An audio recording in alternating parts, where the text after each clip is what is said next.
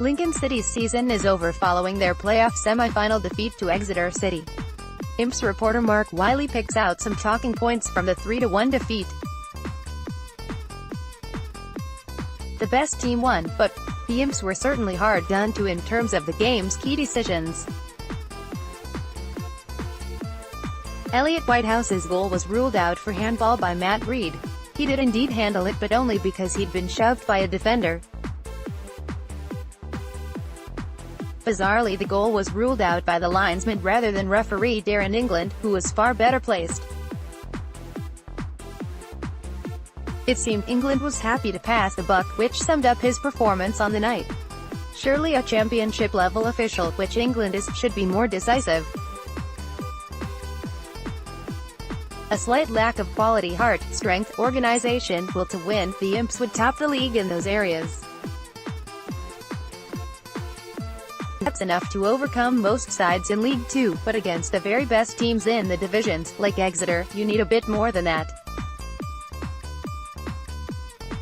Led by the long-serving Paul Tisdale, Exeter are just as well drilled as the Imps, and crucially they possess a bit more quality.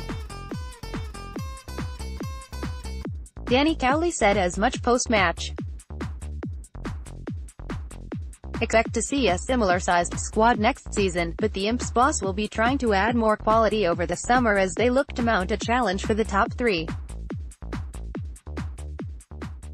Match report: battling Imps see promotion hopes dashed by Exeter City. The authorities must act pitch invasions after semi-final victories, or promotions can be great sights, provided they are good-natured.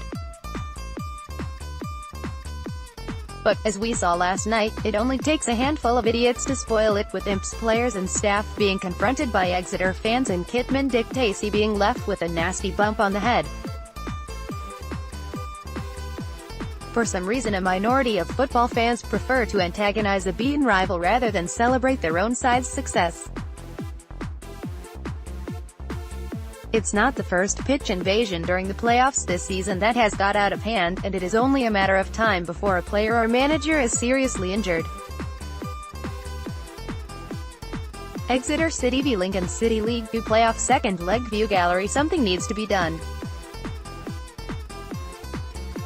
Stiffer penalties for pitch invaders.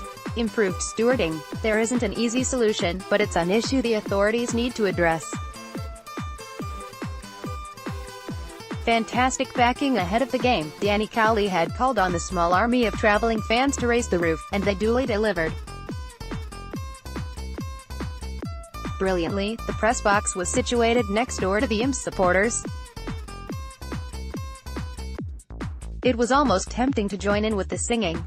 Even at 3-0, they stuck behind the team, and many stayed behind to thank the players for their outstanding efforts.